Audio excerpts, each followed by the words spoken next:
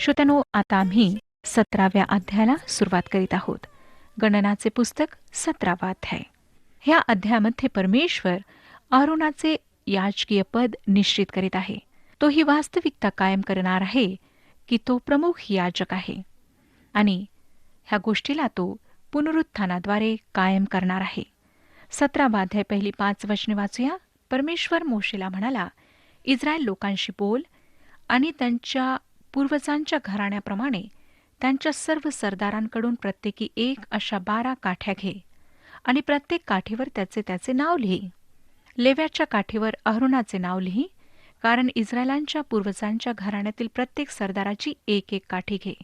आणि दर्शन मंडपातील साक्षपटासमोर जेथे मी तुम्हाला दर्शन देत असतो तेथे त्या काठ्या ठेव. ज्या पुरुषाला मी निवडीन त्याच्या काठीला अंकुर फुटतील. इस्रायल लोक तुमच्या विरुद्ध कुरकुर करीत आहेत, ते त्यांचे कुरकुरणे मी अशा रीतीने बंद करीन.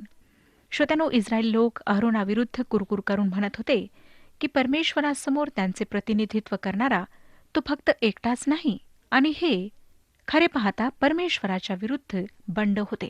6 आणि 7 वचने सांगतात, मोशेने इस्रायल लोकांना ही गोष्ट सांगितली व त्यांच्या सर्व सरदारांनी आपापल्या पूर्वजांच्या घराण्याप्रमाणे प्रत्येक एक काठी अशा एकंदर 12 काठ्या दिल्या. त्यांच्या काठ्यांमध्ये अहरोनाचीही काठी होती. मोशेने ह्या काठ्या साक्षपटाच्या तंबूत परमेश्वरासमोर ठेविल्या. श्रोत्यांनो, ह्या ज्या काठ्या होत्या त्या निर्जीव होत्या. परंतु काय झाले? 8वं वचन सांगतं, दुसऱ्या दिवशी मोशे साक्षपटाच्या तंबूत गेला आणि पाहतो तो लेवी घराण्यातील अहरोनाच्या काठीला अंकुर फुटून ती फुलली आहे व तिला बदाम येऊन ते पिकले आहेत असे त्याला दिसले. हे मृत्यूनंतर निर्माण झालेले जीवन होय. पुनरुत्थानाद्वारे अहरोनाचे याजकत्व निश्चित झाले. अहरोनाच्या काठीला अंकुर फुटलेत आणि नंतर फुले आलीत आणि मग फळे आलीत. मृतातून जीवन निर्माण झाले. ह्या ठिकाणी आम्हाला पुनरुत्थान दिसते. येशू ख्रिस्ताच्या पुनरुत्थानाचे हे अगदी अचूक असे चित्र आहे, उदाहरण आहे. प्रभू येशू ख्रिस्ताचे याजकत्व त्याच्या पुनरुत्थानाच्या वास्तविकतेवर आधारित आहे. इब्री लोकास पत्राच्या 7व्या अध्यायात फार स्पष्टपणे सांगितले आहे की जर येशू ह्या पृथ्वीवरच राहिला असता तर तो याजक होऊ शकला नसता. तो याजकीय वंश लेव्याच्या वंशातून नव्हता. त्याच्या पुनरुत्थानाने त्याला याजक बनवले. नंतर तेथे सांगण्यात आले आहे की प्रत्येक मानव याजक बनू शकत नाही. इब्री लोकासपत्र 5वा अध्याय आणि 4थं वचन सांगतं, हा मान कोणी आपणहून घेत नाही, तर ज्याला देवाने अहरोनाप्रमाणे पाचारण केले आहे त्याला मिळतो. अहरोनाला देवाने याजक होण्यासाठी पाचारण केले होते. त्याचा पुरावा होता काठीला आलेले अंकुर, अर्थात पुनरुत्थान. प्रभू येशूला अमृतातून जिवंत करण्यात आले. तो आमचा प्रमुख याजक झाला. त्याचे याजकत्व कधीही न बदलणारे आहे. होय श्रोत्यानो, प्रभू येशू 33.5 वर्षे ह्या पृथ्वीवर राहिला आणि त्याला वधस्तंभावर खिळण्यात आले. तो मरण पावला आणि त्याला कबरेमध्ये गाडण्यात आले, परंतु 3ऱ्या दिवशी तो पुन्हा जिवंत झाला. इब्री लोकासपत्र 7वा अध्याय आणि 25वे वचन सांगतं की ह्यामुळे ह्याच्याद्वारे देवाजवळ जाणाऱ्यांना पूर्णपणे तारण्यास हा समर्थ आहे, कारण त्यांच्यासाठी मध्यस्थी करण्यास हा सर्वदा जिवंत आहे. ह्या क्षणिक श्रोत्यानो, तो देवाच्या उजवीकडे बसला आहे. तो आज तुमच्या व माझ्यासाठी तेथे आहे. तुम्हाला व मला सगळ्यात मोठी जी संधी प्राप्त झाली आहे ती आहे की आम्ही त्याच्याजवळ जाऊ शकतो. तो आमचा महान याजक आहे. तो आमच्यासाठी परमेश्वराजवळ मध्यस्थी करीत आहे. इब्री लोकासपत्र 4था अध्याय 14 ते 16 वचने सांगतात. 4था अध्याय 14 ते 16 वचने. तर मग आकाशातून पार गेलेला देवाचा पुत्र येशू हा थोर प्रमुख याजक आपल्याला आहे, म्हणून आपण जो पत्कर केलेला आहे तो दृढ धरून राहू. कारण आपल्या सर्वांच्या दुर्बलतेविषयी ज्याला सहानुभूती वाटत नाही असा आपला प्रमुख याजक नाही, तर तो सर्व प्रकारे आपल्याप्रमाणे पारखलेला होता तरी निष्पाप राहिला. तर मग आपल्यावर दया व्हावी आणि ऐनवेळी सहाय्यासाठी कृपा मिळावी, म्हणून आपण धैर्याने कृपेच्या राजासनाजवळ जाऊ. काय आपणाला कृपेची आवश्यकता आहे? काय आज आपणाला मदतीची आवश्यकता आहे? आपले जीवन नीरस बनले आहे. आपल्या जीवनात काहीच आनंद नाही, सुख नाही, समाधान नाही. मग प्रभू येशू ख्रिस्ताजवळ, जो आमचा प्रमुख याजक आहे, त्याच्याजवळ जा. त्याच्याजवळ तुमच्यासाठी मदत आहे. काय श्रोत्यानो, आपण एकटे आहात? ख्रिस्ताजवळ या. जीवनाची लढाई आपण हारलेले आहात, पराजित झालेले आहात. तुमच्या जीवनात संघर्ष आहे. तुम्ही जीवनातील मोहपाशांवर विजय मिळवू शकत नाही. ख्रिस्ताजवळ जा. तुम्ही गोंधळात सापडलेले आहात. तुमचे जीवन दुःखाने भरलेले आहे. जिवंत प्रभू येशू ख्रिस्ताकडे या. पुनरुत्थित झाल्यामुळे तो आज आम्हा सर्वांचा प्रमुख याजक आहे. तो जिवंत आहे आणि तो वर स्वर्गात आमच्यासाठी मध्यस्थी करीत आहे. 9 आणि 10 वचने सांगतात, 17वा अध्याय 9 आणि 10 वचन. तेव्हा मोशेने त्या सर्व काठ्या परमेश्वरासमोरून काढून इस्रायल लोकांकडे नेल्या व प्रत्येकाने आपापली काठी पाहून ती काढून घेतली. मग परमेश्वर मोशेला म्हणाला, अहरोनाची काठी साक्षपटासमोर परत ठेवून दे. ह्या बंडखोरांना ती चिन्ह म्हणून ठेवावी. अशाने ते माझ्या विरुद्ध जी कुरकुर करीत आहेत ती तू बंद करीशील, म्हणजे ते मरावयाचे नाहीत. अहरोनाची काठी जी फुलली व जिला बदाम येऊन पिकले ती कराराच्या कोशामधील 3 वस्तूंपैकी एक आहे. इब्री लोकासपत्र 9वा अध्याय आणि 4 वचन पहा काय सांगतं. इब्री लोकासपत्र 9वा अध्याय आणि 4 वचन. त्यात सोन्याचे धुपाटणे व सोन्याने चहूबाजूंनी मढविलेला कराराचा कोश होता. ह्या कोशात मान्ना ठेविलेले सुवर्ण पात्र, कळ्या आलेली अहरोनाची काठी व कराराच्या पाट्या ही होती. ह्यावरून आम्हाला दिसतं श्रोत्यानो की ही काठी सर्वदा त्यामध्ये ठेवण्यात आली. दगडाच्या पाट्या ज्यावर 10 आज्ञा लिहिलेल्या होत्या, मान्नाचे पात्र व काठी जिला अंकुर फुटले होते, त्यांना ह्या कराराच्या कोशात जतन करून ठेवण्यात आले. अहरोनाच्या याजकपदाचा प्रश्न ह्या काठीमुळे नेहमीकरिता सुटला. आता आपण 18व्या अध्यायाकडे वळत आहोत. अहरोन आणि लेवी ह्यांचे पद आणि जबाबदाऱ्या निश्चित करण्यात येतात. अहरोन व मोशे ह्यांच्या अधिकाराविरुद्ध कोरह व इस्रायल त्यांचे 250 सरदार ह्यांनी केलेले बंड आम्ही पाहिले. परमेश्वराने फार भयंकर रीतीने त्यांचा न्याय केला, कारण श्रोत्यानो त्यांचे बंड खरे पाहता परमेश्वराविरुद्ध होते. नंतर पूर्ण छावणीमध्ये प्रतिक्रिया व लोकांमध्ये कुरकुर ऐकायला येते. त्यांना वाटले की हा न्याय फार कठोर असा आहे. जे काही घडले त्यासाठी त्यांना असं वाटलं की मोशे जबाबदार होता, परंतु मोशे जबाबदार नव्हता. त्यांच्या कुरकुरीमुळे त्यांच्यावर मरी आली. अहरोन मृत व जिवंत ह्यांच्या मधात उभा राहिला व ह्यावेळी तो खरे पाहता त्यांचा मध्यस्थ झाला. नंतर पुनरुत्थानाद्वारे त्या काठीला अंकुर फुटले, फुले आली आणि फळे लागली. देवाने अहरोनाचे याजकत्व कबूल केले. आता परमेश्वर त्याचे याजकत्व निश्चित करणे आवश्यक आहे हे जाणतो. 18वा अध्याय 1 वचन सांगतं, तेव्हा परमेश्वर अहरोनाला म्हणाला, पवित्र स्थानासंबंधीचा दोष तुला व तुझ्या मुलांना आणि तुझ्याबरोबर तुझ्या घराण्याला वाहावा लागेल. त्याचप्रमाणे याजक पदासंबंधीचा दोष तुला व तुझ्याबरोबर तुझ्या मुलांना वाहावा लागेल. परमेश्वर लेव्यांना सांगत आहे की जे काही घडले आहे त्यासाठी ते जबाबदार आहेत. आम्ही हे लक्षात ठेवायला हवे श्रोत्यानो की कोरह लेवी होता. लेवी वंशातून बंड सुरू झाले होते आणि हे फार गंभीर होते. परमेश्वर त्यांना सांगत आहे की ते ह्या सर्वांकरिता जबाबदार आहेत आणि जबाबदार राहणार आहेत. श्रोत्यानो, आमच्या ख्रिस्ती साक्षीसाठी, आमच्या कुटुंबासाठी, आमच्या मंडळीसाठी आम्ही जबाबदार आहोत. जे पाप आहे त्याविषयीच्या जबाबदारीपासून आम्ही दूर पळून जाऊ शकत नाही. आणि हेच अगदी परमेश्वर अहरोनाला ह्या ठिकाणी सांगत आहे. 2 आणि 3 वचन सांगतं की लेवीचा वंश म्हणजे तुझ्या पूर्वजांच्या वंशातील तुझ्या बांधवांनी तुझ्याबरोबर तुझ्या हाताखाली सेवा करावी म्हणून त्यांनाही आपल्याबरोबर घे. पण साक्षपटाच्या तंबूपुढे तू व तुझ्याबरोबर तुझे मुलगे ह्यांनीच राहावे. तुझ्यावर सोपविलेली आणि तंबू संबंधीची सर्व कर्तव्ये त्यांनी करावी. पण पवित्र स्थानाच्या पात्रांजवळ व वेदीजवळ त्यांनी येऊ नये. आले तर ते व तुम्हीही मराल. परमेश्वर फार स्पष्टपणे सांगतो की अहरोन व त्याचे पुत्र पवित्र स्थानासाठी, तेथील सर्व वस्तूंसाठी आणि त्या वेदीसाठी जबाबदार आहेत. नंतर परमेश्वर अर्पणांविषयी सविस्तर सांगतो. ओवाळणीची सर्व अर्पणे याजकाची होतील. ओवाळणीची अर्पणे होमबलीची अर्पणे म्हणून अर्पिण्यात येत नसत, परंतु याजकाला देण्यात येत असत. 18वा अध्याय 19 वचन पुढे आम्हाला सांगतं, जितकी पवित्र समर्पणे इस्रायल लोक परमेश्वराला अर्पितील तितक्या सर्वांवर तुझा व तुझ्या सहित तुझ्या मुलांचा व तुझ्या मुलीचा निरंतरचा हक्क आहे. हा तुझ्यासहित तुझ्या वंशजांशी परमेश्वराने निरंतरचा अतिपवित्र आणि दृढ करार केला आहे. दृढ करार ह्याला मिठाचा करार सुद्धा म्हणण्यात येतो, अर्थात जो कधी तुटणार नाही असा. ह्याच प्रकारे कराराला त्या दिवसांमध्ये मोहर बंद करण्यात येईल. 20 वचन, 18 अध्याय 20 वचन.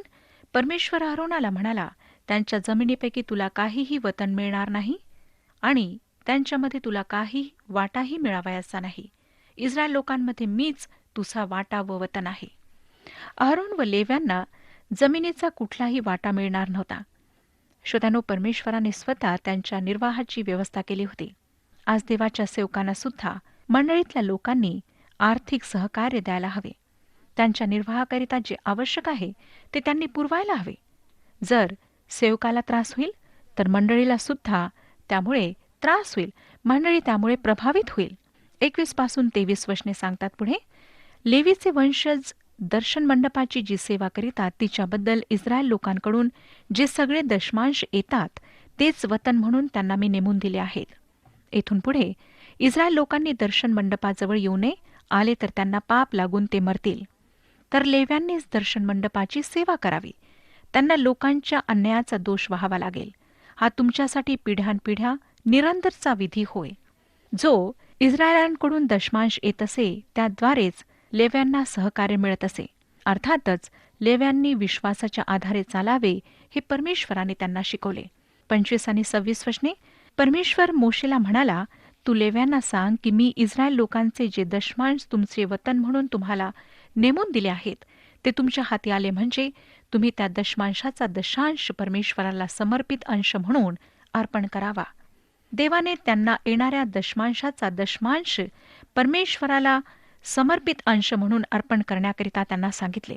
ह्याचाच अर्थ श्रोत्यानो की आज देवाच्या सेवकांनी सुद्धा दशमांश द्यायला हवा.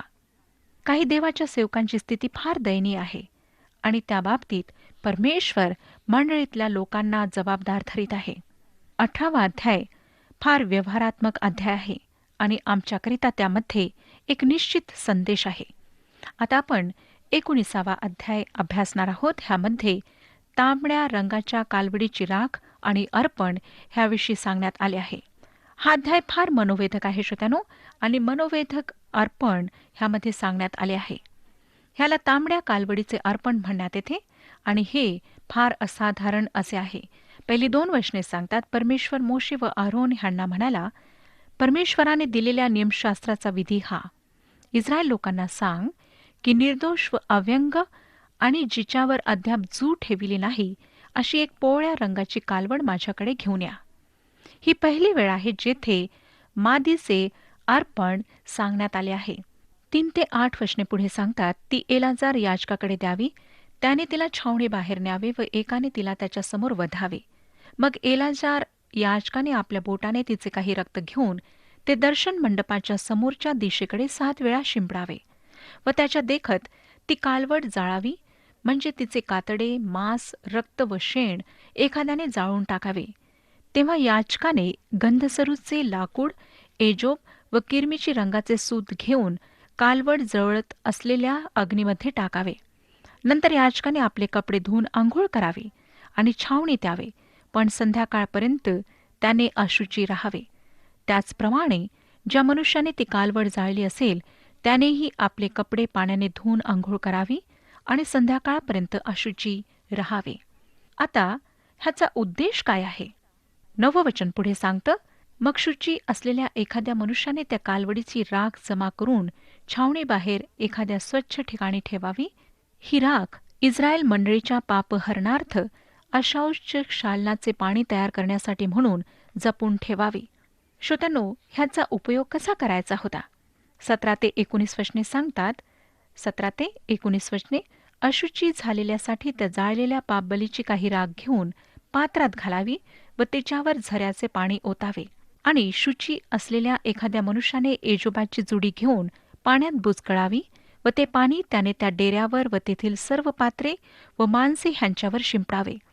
तसेच ज्याने हाडाला, वधिलेल्याला, मृताला किंवा कबरेला स्पर्श केला असेल त्याच्यावरही ते शिंपडावे. शुची असलेल्या माणसाने अशुची माणसावर 3ऱ्या दिवशी व 7व्या दिवशी ते शिंपडावे. ह्याप्रमाणे 7व्या दिवशी त्याने त्याला शुद्ध करावे. त्याने आपले कपडे धुवून अंघोळ करावी, म्हणजे तो संध्याकाळी शुद्ध होईल. ही एक फार असाधारण आणि विचित्र वाटणारी अशी गोष्ट आहे, परंतु त्याकरिता एक चांगले कारण आहे. समजा श्रोत्यानो, इस्रायली लोक रानातून जात आहेत आणि जात असताना प्रवासामध्ये एखाद्याने जर पाप केले, तर तेथे छावणी टाकून त्या पापाचे प्रायश्चित ते करीत नसत. होमार्पण, पापार्पण, दोषार्पण ते अर्पण करीत नसत, परंतु ते हा कालवडीची राख घेऊन तिला वाहत्या पाण्यात मिसळीत असत व एजोबाने त्या पाण्याला त्या व्यक्तीवर, त्या वस्तूंवर, जिने पाप केले तिच्यावर शिंपडत असत. ही फार विचित्र वाटते, परंतु ह्याच प्रकारे परमेश्वर त्या लोकांच्या पापांबद्दल करीत असे. एक दुसरी आगळी घटना मला आपणाला सांगू द्या, की जेव्हा आमचा प्रभू येशू ख्रिस्त वरच्या खोलीत त्याच्या शिष्यांसोबत गेला, तेव्हा त्याने प्रथम गंगाळात पाणी घेऊन शिष्यांचे पाय धुतले. त्याने तसे का केले? शिमोन पेत्राला तो ह्याचे कारण सांगतो. तो म्हणतो की मी तुला न धुतले तर माझ्याबरोबर तुला वाटा नाही. येशूने त्याचे पाय धुतले नसते तर त्याची येशूशी सहभागिता नसते. तो पित्यापासून आला होता व पित्याकडे वापस जात होता. योहान शुभवर्तमान 13 अध्याय 3 ते 4 वचने सांगतात, तेव्हा आपल्या हाती पित्याने अवघे दिले आहे व आपण देवापासून आलो व देवाकडे जातो हे जाणून भोजन होतेवेळी येशू भोजनावरून उठला व त्याने आपली बाह्य वस्त्रे काढून ठेवली आणि रुमाल घेऊन कमरेस बांधला. आता श्रोत्यानो, प्रभू येशू ख्रिस्त पित्याकडे वापस गेला आहे आणि अद्यापही सेवा करण्यास त्याने कमरेला रुमाल बांधून ठेवला आहे. पाण्याचे गंगाळ देवाचे वचन आहे. पवित्र आत्मा त्या पाण्याचा उपयोग करतो आणि एजोब आमच्या विश्वासाविषयी सांगतो. आज जेव्हा तुम्ही व मी पाप करतो, तेव्हा ख्रिस्त पुन्हा आमच्यासाठी मरत नाही. त्याला पुन्हा मरण्याची गरज नाही, कारण त्याने एकदाच आम्हातील प्रत्येकाकरिता स्वतःचे बलिदान केले आहे. आम्हाला योहानाचे पहिले पत्र 1 अध्याय आणि 7व्या वचनात सांगण्यात आले आहे, जसा तो प्रकाशात आहे तसे जर आपण प्रकाशात चालत असलो तर आपली एकमेकांबरोबर सहभागिता आहे आणि त्याचा पुत्र येशू ह्याचे रक्त आपल्याला सर्व पापांपासून शुद्ध करीते. श्रोत्यानो, देवाचे वचन प्रकाश आहे. जर आम्ही प्रकाशात चालतो तर आम्हाला काय दिसते? आम्हाला दिसते की आम्ही मळीन आहोत. आम्हाला शुद्ध आणि स्वच्छ होण्याची गरज आहे. देवाचा आत्मा आम्हाला आमचा गुन्हा साबित करून दोषी ठरवतो. वचन आम्हाला सांगते की देवाचा पुत्र प्रभू येशू ख्रिस्त त्याचे रक्त आम्हाला ह्या सर्व पापांपासून शुद्ध करते. परंतु वचनाचे जल आणि येशू ख्रिस्ताचे रक्त आमच्यावर लावण्यात यायला हवे. योहानाचे पहिले पत्र 1 अध्याय आणि 9 वचन सांगतं, जर आपण आपली पापे पदरी घेतली तर तो विश्वसनीय व न्यायी आहे म्हणून आपल्या पापांची क्षमा करेल व आपल्याला सर्व अनितीपासून शुद्ध करेल. आम्हाला पापांपासून मुक्त करण्याकरिता, वाचवण्याकरिता तो ह्या पृथ्वीवर येऊन राहिला, मरण पावला. आम्हाला मुकुट मिळेपर्यंत आमची जी सर्व पापे राहतील त्या सर्वांसाठी तो एकदाच त्या वधस्तंभावर मेला. तारण झाल्यानंतर आपण पाप केले नाही असे मला सांगू नका. ज्या गोष्टी पाहायला नकोत, ऐकायला नकोत, आम्ही करायला नकोत, त्या आम्ही करतो, पाहतो, ऐकतो.